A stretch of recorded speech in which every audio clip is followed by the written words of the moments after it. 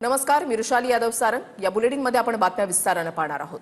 रोहित पवारांची दादांच्या विमान अपघातासंदर्भात राज ठाकरेंशी चर्चा झाली आहे। अजित पवार धोक्याने गेले की धोक्यानं असा सवाल राज ठाकरेंनी उपस्थित केलाय। सरकार किंवा पोलिसांना एफआयआर का नकोय, काहीतरी काळबेरं असल्याचा संशय आहे। सुनेत्रा पवारांनी या विषयावर बोललं पाहिजे असं राज ठाकरेंनी म्हटलंय। अजित पवारांच्या विमान अपघात प्रकरणात एफआयआर दाखल होत नाहीये। अशातच रोहित पवारांनी राज ठाकरेंची शिवतीर्थवर जाऊन भेट घेतली। या भेटीनंतर अजित पवार धोक्याने गेले की धोक्यानं असा थेट सवाल राज ठाकरेंनी उपस्थित केलाय। सरकार आणि पोलिसांना एफआयआर का नकोय, यामुळेच काहीतरी काळबेरं आहे का असा संशय निर्माण होत असल्याचं राज ठाकरेंनी म्हटलं। अपघात धोक्याने झाला का धोक्याने झाला हे अजूनपर्यंत महाराष्ट्राला समजत नाहीये। 3 ठिकाणी एफआयआर करण्याचा प्रयत्न केला आणि 3 ठिकाणी एफआयआर करण्याचा प्रयत्न केल्यानंतर 3ही ठिकाणी सरकारकडनं एफआयआर घेतले गेले नाही। संशयाची सुई ज्याला आपण म्हणतो की बाबा इथे सरकारला असं का वाटतंय किंवा पोलीस स्टेशनला का घेऊ देत नाही। म्हणजे ज्यावेळेला ते मरीन ड्राईव्ह वरती गेले, त्या पोलीस स्टेशनला गेल्यानंतर तिथले जे कोणी अधिकारी होते ते त्यांचा एफआयआर लिहून घेत होते। इतक्यात डीसीपी आले तिथले आणि त्यांनी सांगितलं की नाही, एफआयआर लिहून नाही घ्यायचा म्हणून। 3 ठिकाणी प्रयत्न करून पण जर समजा नोंदवून घेतले जात नसतील तर सर्वसामान्य माणसाचं काय करायचं।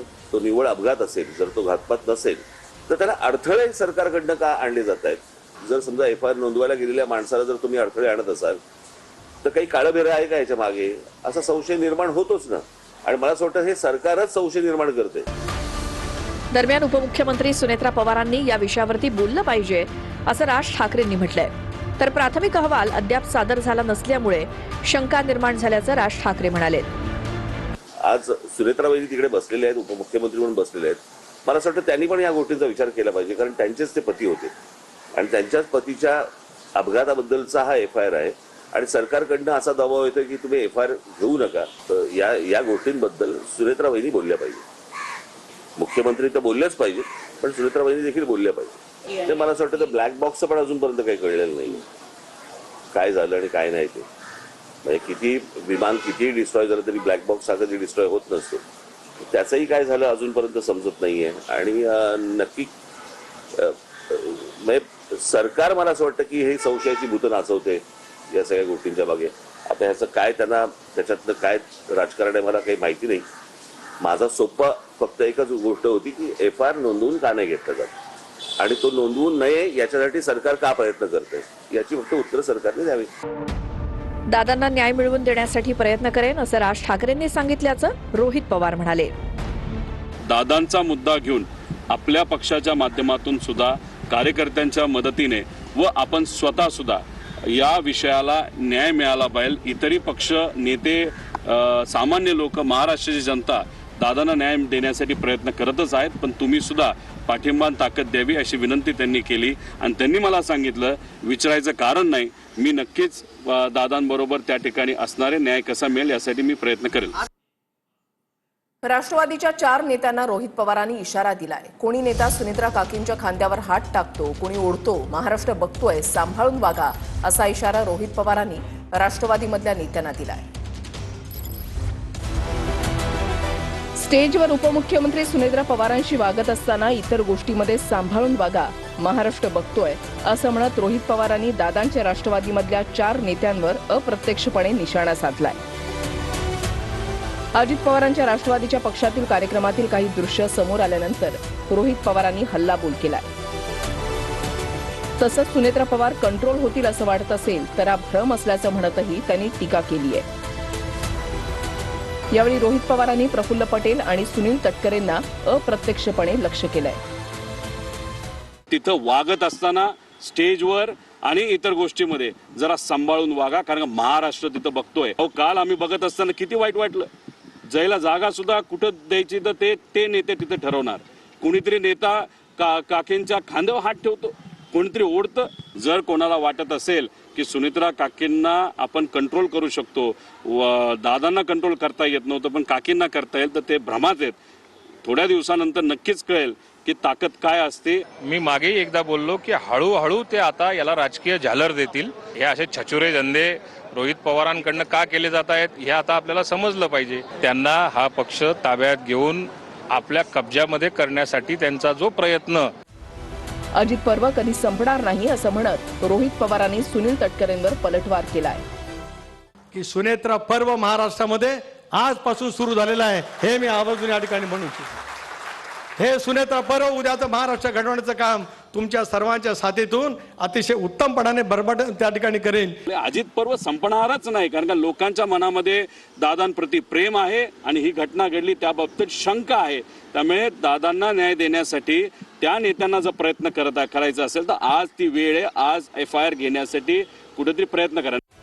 दरम्यान मी इव्हेंट करतोय असं वाटत असेल तर वाटू द्या असा पलटवारही रोहित पवारांनी धनंजय मुंडेंवर केलाय. त्यांना FIR नाही करायची, त्यांना फक्त स्टंट करायचं आहे, त्यांना न्यूज किल करायची आहे, त्यांना फक्त एवढंच दाखवायचं आहे की आम्ही बघा हे कशा गोष्टी करतो. पण माझं त्यांना असं सांगणं आहे की आम्हालाही बोलायला लावू नका.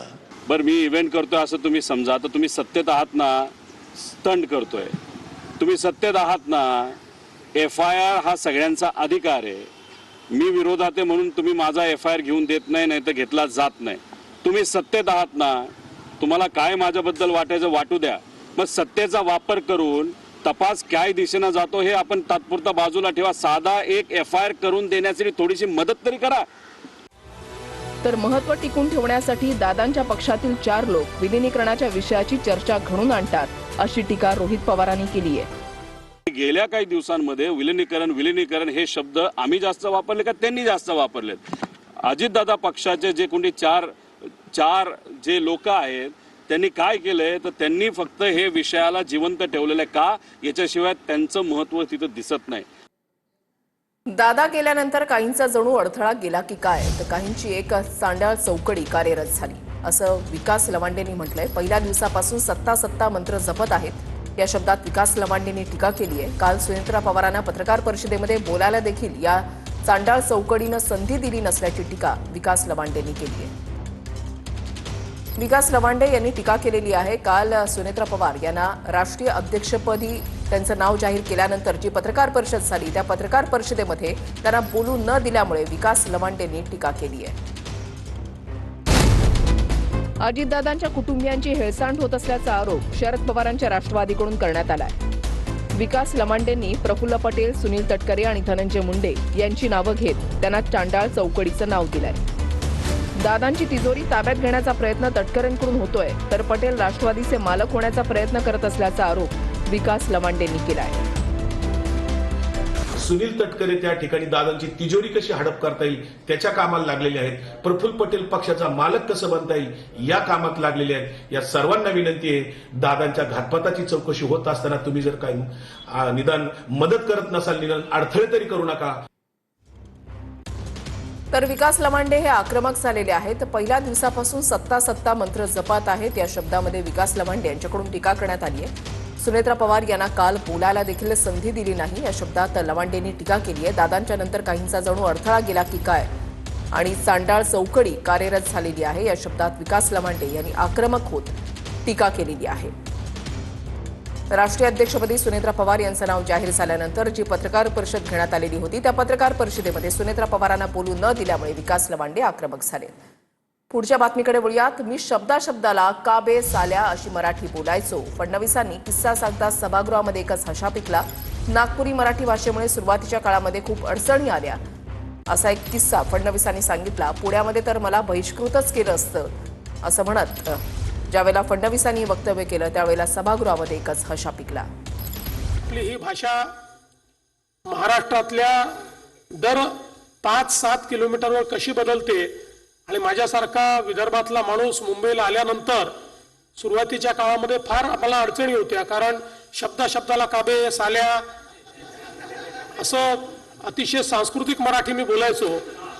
पण इथे आल्यानंतर माझ्या असं लक्षात आलं की ही संस्कृती मुंबईला काही पटण्यासारखी नाही आहे आणि पुण्यात तर मला त्या ठिकाणी बहिष्कृतच केलं जाईल.